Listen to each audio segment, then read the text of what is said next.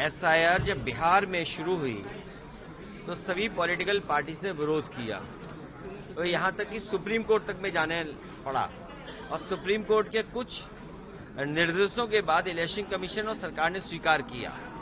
लेकिन इधर ये जो एसआईआर की एक्सरसाइज है, ये एसआईआर की एक्सरसाइज वोट जोड़ने के लिए होनी चाहिए, वोट काटने के लिए नहीं होनी चाहिए।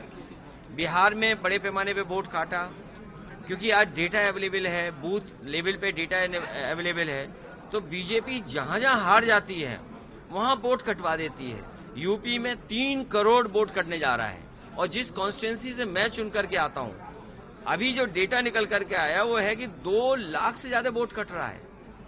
और हमारे बगल में एक कॉन्स्टिट्यूंसी है फर्रुखाबाद, वो भी समाजवादी पार्टी की कॉन्स्टिट्यूंसी रही है, वहां भी लगभग 2-2.5 लाख वोट कट रहा है। अगर एक पार्लियामेंट कॉन्स्टिट्यूंसी में, एक डिस्ट्रिक्ट में, क्योंकि हमारा डिस्ट्रिक्ट तो बहुत छोटा है, और उसमें अगर 2.5-3 लाख वोट कट जाएगा, पूरे यूपी में जो डेटा निकल करके आ रहा है वो लगभग 3 करोड़ वोटों का कटने का काम होने जा रहा है। तो आप इलेक्शन कैसे करा रहे हैं? इलेक्शन तो तब अच्छा होगा जब वोट ज्यादा हो, सबको वोट डालने का मौका मिले। इलेक्शन कमीशन की जिम्मेदारी है कि सबका वोट बने, लेकिन इधर जो एसआईआर की एक्सरसाइज हो रही है, ये वोट काटने की हो रही है।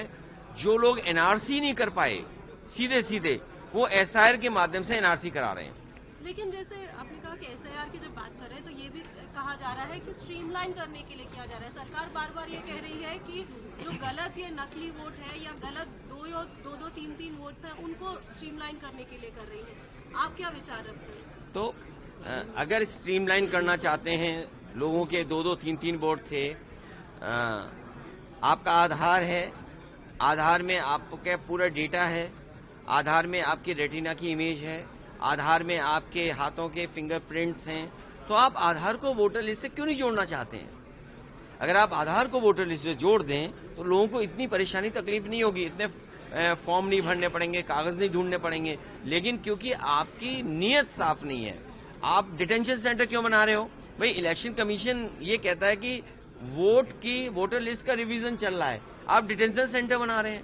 आप सोचिए बात को कि बीजेपी एक तरफ ये कहती है कि हम वोटर लिस्ट को ठीक कर रहे हैं, अगर किसी का डबल वोट है, कोई मृत्यु हो गया है, कोई शिफ्ट हो गया है, तो हम उसके लिए रिवीजन कर रहे हैं। लेकिन डिटेंशन सेंटर किसने बताया है? डिटेंशन सेंटर कौन बना रहा है? इलेक्शन कमीशन बना रहा है कि बीजेपी बना रही है?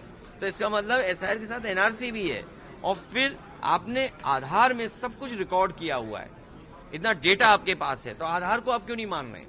वोटर लिस्ट से क्यों नहीं जोड़ रहे हैं आप?